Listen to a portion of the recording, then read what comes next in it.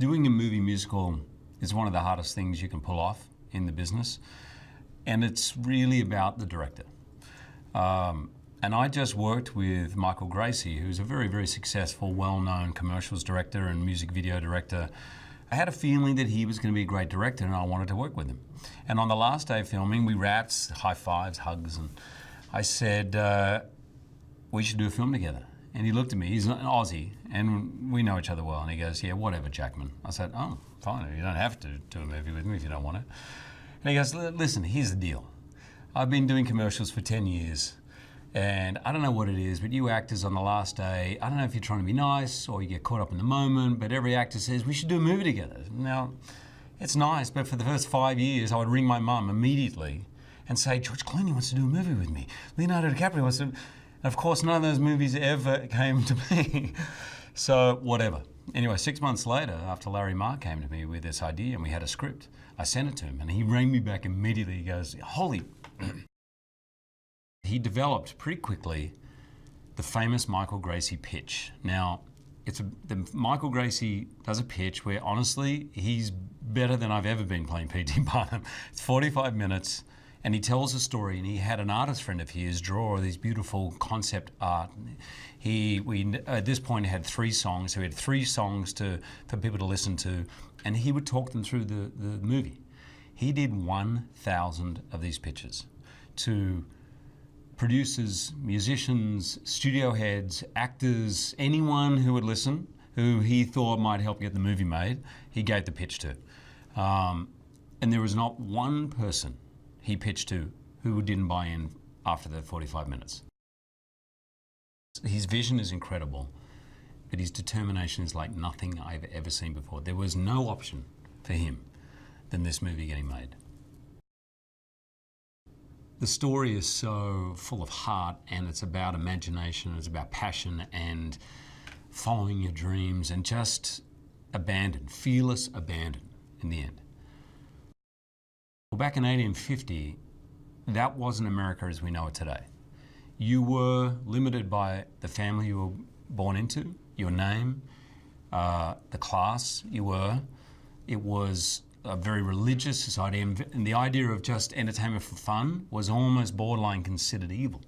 So everything that he liked and loved, people sort of trampled on, and he was a little bit trampled on, really, and that gave him this fire to break out of just normality, mundane, everyday, hamster wheel existence. He was going to live the life of his dreams.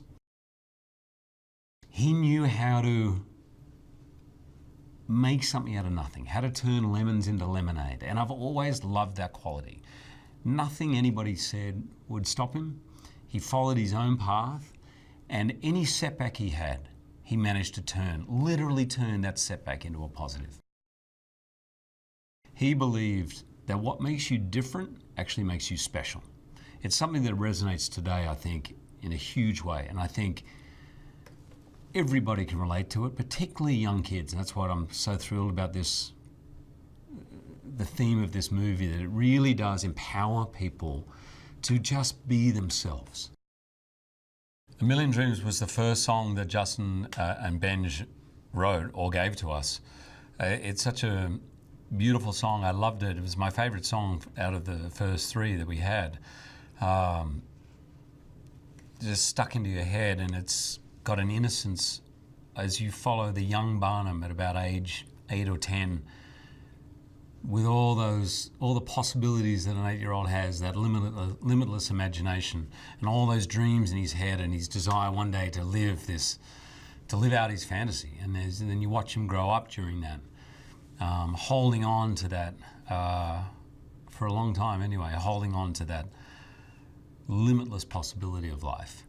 And it's a very beautiful, sweet song that I think, with a beautiful lyric that I've always found very touching. They pushed all of us to do things. I did things dance-wise that I've never done before. And I like to dance and I like to work hard.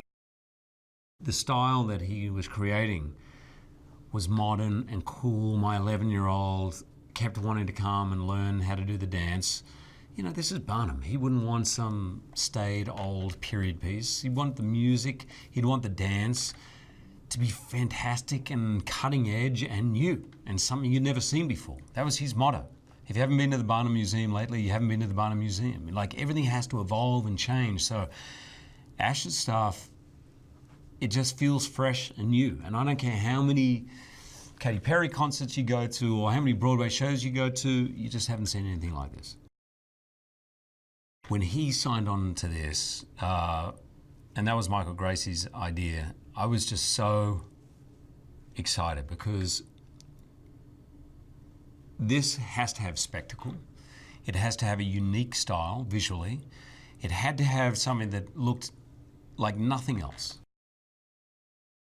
Ellen, our costumer, our designer, was aware that we have to obviously make sense of it being in 1850. So, of course, it looks like that, but somehow make it look like something that could exist in a Vogue cover shoot that was themed on Barnum.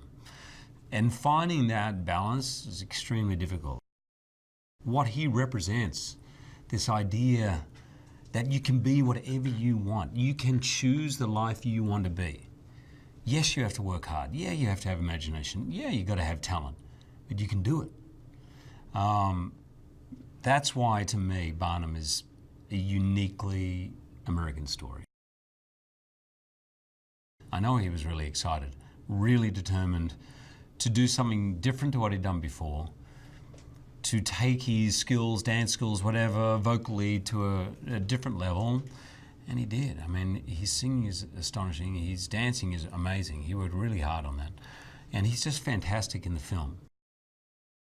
As soon as the camera's on her, it's astonishing. She's a true star, a true hard worker. When she dances, and she's with 20 of the best dancers in the world, your eye goes to her. When she sings, I mean, when I would do my vocal sessions with Justin and Benj, they were like, no, this way, like really. And with her, they just let her go. She's a pure natural. She is unbelievably respectful to everyone she works with, incredibly professional. And this really hasn't happened very often in my life, to work with someone where it's so blindingly obvious that she is going to be, if she wants it, the biggest star of her generation. And that could be in music, or dance, or acting, whatever she wants. Michael said to Justin and Benj, we need a song, we're going to pitch to the studio, we need a song. And they said, well, that's tomorrow. And he says, yeah. And he goes, we're getting on a plane today. And they went, yeah. So they have a keyboard on the plane with headphones, and they wrote that song on the plane.